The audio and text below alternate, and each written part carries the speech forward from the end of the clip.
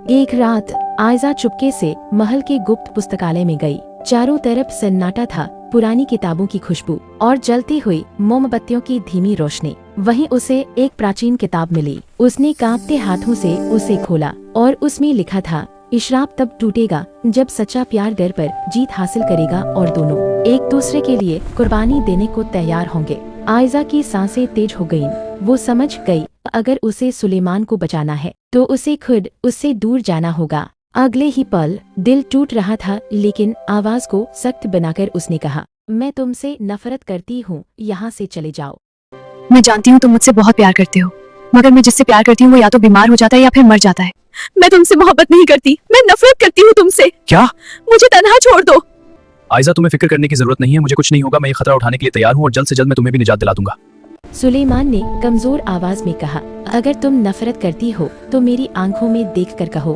वक्त जैसे थम गया। आयजा ने उसकी आंखों में देखा और उसकी पलकों से आंसू बहने लगे। वो झूठ नहीं बोल सकी, क्योंकि नफरत नहीं, वहाँ सिर्फ मोहब्बत थी। या अल्लाह, मैं बहुत परेशान हूँ, शहजादे को जल्द से जल्द ठीक कर दे। उसी पल पूरे महल में एक तेज रोशनी फैल गई। दीवारें कांप उठी, हवा भारी हो गई और अचानक एक जादूगरनी प्रकट हुई। उसकी हंसी पूरे दरबार में गूंज उठी। तुम दोनों इन मोहब्बत को कुर्बान नहीं कर सकते। तुम्हारी कमजोरी वाजे है शहजादा। लेकिन मेरा हौसला नहीं टूटा जादूगरनी। अगले ही पल शराब टूट चुका था।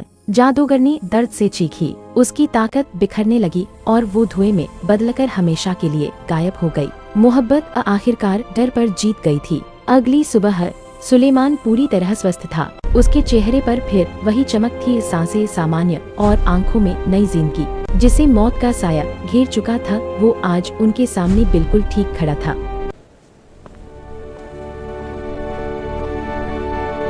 तभी राजा ने खड़े होकर ऐलान किया, आज से मेरी बेटी जहरीली नहीं बल्कि हमारी सल्तनत की सबसे बहादुर राजकुमारी है। दरबार तालियों और खुशियों से गूंज उठा। आज हम सब बेखौफ हैं। कुछ ही दिनों बाद पूरे शाही ठाट बाट के साथ आयजा और सुलेमान की शादी हुई। महल रोशनियों से जगमगा उठा।